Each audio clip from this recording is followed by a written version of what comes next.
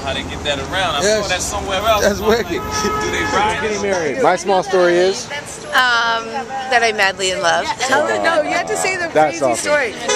Okay, the first date we ever went on, he got me so trashed that I ended up losing my wallet in a cab.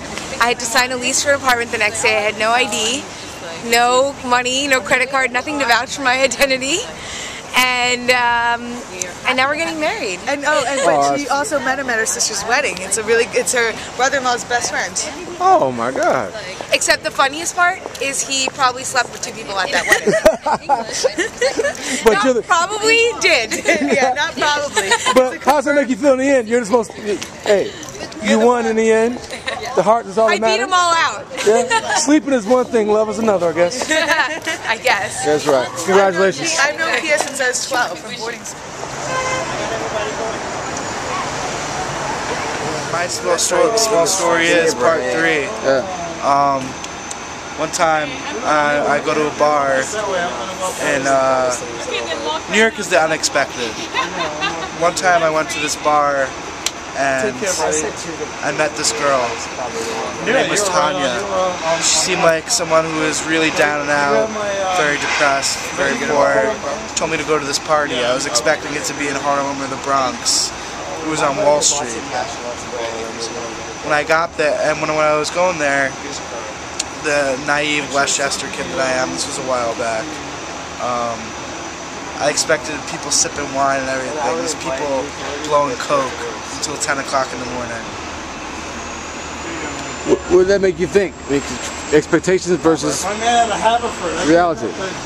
Happy to come across a Haverford kid, man. Don't sleep on it.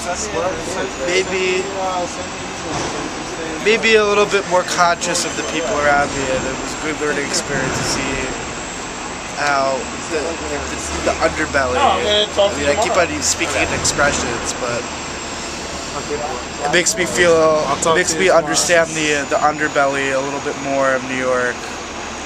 Everything has, even if it appears to be glamorous or pretty, everything in New York has an underbelly. Yeah. A dirty side.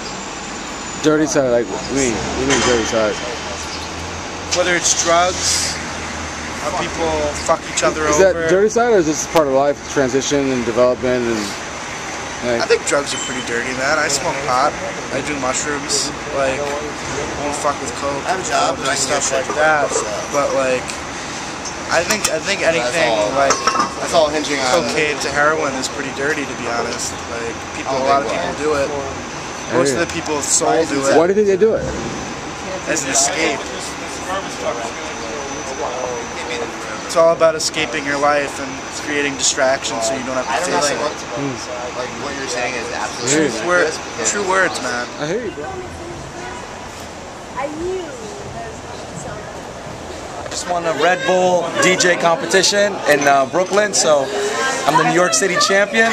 And what's ill is that the party doesn't focus on turntablism, but focuses on reading a room and rocking a party.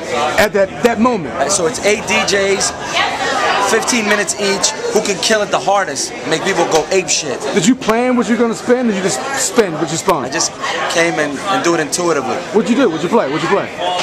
I just play shit that people love. You know? Michael Jackson, BBD, Marvin Gaye, Biggie, Jay-Z, reggae. But you paid the tracks. Yeah, that's awesome, dude. But like, you know, I just kind of like... Yeah, that's crazy. I just banged it out. And it was just like... It was clean, you know, it's very clean. And I didn't do anything really fancy, but just gave the people what they wanted. That's awesome. And I was blessed. I won. So now I'm going to the U.S. Finals in Denver in October. If I win that, I go to the International Final in Paris. That's the continuation of my small story. Yeah, that's what I'm talking about. I love that, bro.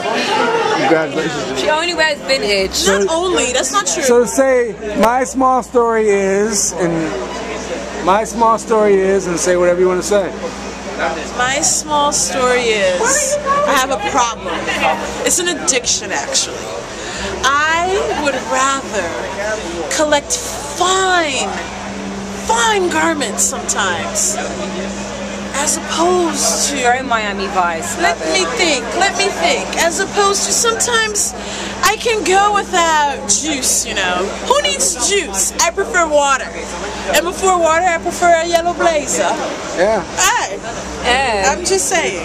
That's my small story. My small story is I'm a man with a lot of ideas who's about making sure that the people around me in my circle of influence are successful, because I always believe their success is my success. I like the circle of influence. Circle of influence is important. I think a lot of people, they don't take that into consideration. That's Stephen Covey, actually. 7 Habits of Highly Effective People. I read that book when I was 16. Yeah. I still refer to it now, almost, 15 years later.